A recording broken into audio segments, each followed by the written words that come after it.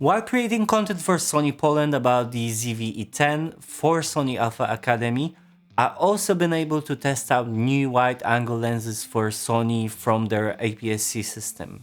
The 10-20mm f4 PZG, 11mm f1.8, as well as the 15mm f1.4G. So as I had the chance to test it out, I decided I will make a video for you about my thoughts on them. I have prepared this video a while ago, but due to a lot of client work, I didn't have the time to film it yet, and it turns out that was good, as now I can also talk about how those three lenses will work with the new Sony FX30 camera. Hey everyone, my name is Mariuszgajdzik. I'm a filmmaker and photographer based in Poland, and together with my girlfriend Martyna, we run a company called Slick Visuals where we produce photo and video content for our clients.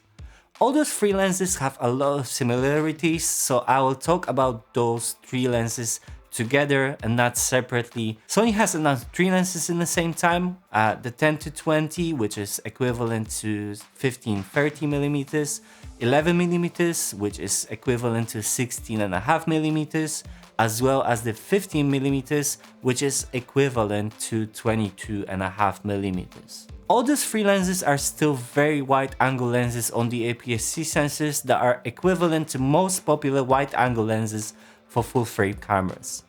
The prices of the lenses are $748 for 10-20mm, $548 for 11mm, and $748 for 15mm.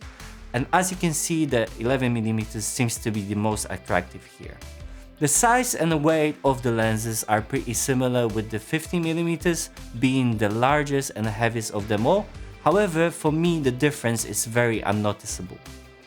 Both 11mm and 15mm have the same filter size of 55mm. The 10-20 however has a little bit bigger filter thread of 62mm. All the lenses are made out of plastic and they are pretty much similar. However, the plastic on the G series lenses, so the 10-20 and 15mm, is a little bit better quality than the 11mm. All of them have the plastic focus ring, focus lock button, manual or autofocus switch, as well as the metal lens mount and weather sealing, protecting the lenses from moisture and dust. All of them also have plastic lens hood. The 10-20 also has extra zoom ring and zoom lever. The 15mm however have an extra aperture ring along with this switch to enable or disable the aperture clicks. And I'm a huge fan of the aperture ring and the fact that we can change if we want the clicks on for photography or want a smooth aperture adjustment without the clicks for when we want to use it for filmmaking. All the lenses have two linear motors for quick, quiet and accurate autofocus. Minimum focus distance for the 10-20mm is 20 cm with autofocus and 13 cm in manual focusing at 10mm and 17 cm at 20mm. For the 11mm, it is 15 cm with autofocus and 12 cm in manual focusing, and for the 15mm, it's 20 cm with autofocus and 17 cm in manual focusing. So we have possibility to focus really close to the lens to be able to achieve interesting effects. Focus breathing is very minimal in all three lenses, which shouldn't affect our recording. Manual focusing is linear, which means that when we move the focus ring, it directly affects the manual focusing, which helps achieve accurate focus when photographing or filming. None of the lenses have built-in stabilization, so when we want to use it, we need to take into consideration if our body has built-in sensor stabilization or the possibility of additional crop from the active stabilization of our camera.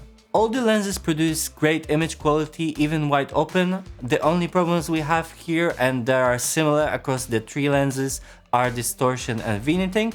Those are however very easy to fix in camera with built-in corrections when shooting photos in JPEG and recording videos, or for the raw files with special profiles in Lightroom that will fix those automatically. Other than that, I didn't notice any problems when using those lenses. In my opinion, those lenses are great native options from Sony, so I'm happy that they still invest in their APS-C system, and they showed it with those lenses, and now they are showing it with the premiere of the Sony FX30. The 10-20 f4 PZG lens is great for vlogging, both on the ZV-E10 as well as the FX30 camera. I'd say it's equivalent to 1635 f4 PZG for full frame, and it will let us record very wide as well as give us ability to go a little bit more into detail at 20mm.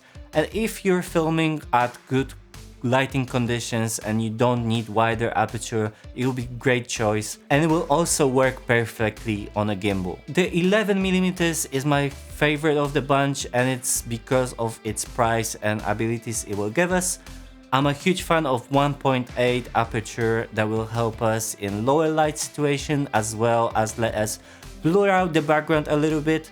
The 11mm focal length will be perfect for vlogging, filming architecture, interiors, and everything else that we will need wide angle lens for. And it will also be great on a gimbal, and it will perfectly work with ZV-E10 with the active stabilization as well in a wider field of view with the IBIS of the FX30. The 50mm f1.4 for me is comparable to the 24mm f1.4 GM, but for the APS-C users. And once again, it will be great on the gimbal for wide portraits, events, wedding, and all the similar uses. When it comes to vlogging, it won't be wide enough in my opinion, especially with the ZV-E10 and active stabilization there. On the FX30 might be alright, but I wouldn't choose it as my first choice. I'd go for 11mm here. The 15mm will give us the best bokeh though. The Sony APS-C system is all good then. All of those lenses seem to make sense in this system, and I'm happy that we have as much of a choice when it comes to the APS-C lenses from Sony. When Sony came out with those lenses, they for sure knew about the Sony FX30, and now it all makes a whole lot more sense. To make it even more interesting, we can use all those lenses on our full frame cameras in the APS-C mode, for example in 50 or 60 frames per second on the Sony a7 IV, which has APS-C crop in this mode anyway. Now, if you have a budget for it, you now have much wider, you can see what I did there, choice for lenses in Sony APS-C system. Let me know in the comments what you think about those lenses and if you plan to get any of them. If you like this video, leave it a like, subscribe to my channel, and ring the bell so you don't miss any of my future videos similar to this one. Please also check out my Instagram, where I try to post daily about what's up with me, what I'm currently working on, as well as let you ask questions I try to answer in my future videos. This is everything for this video. Thanks for watching, and I hope I'll see you in the next one. Bye.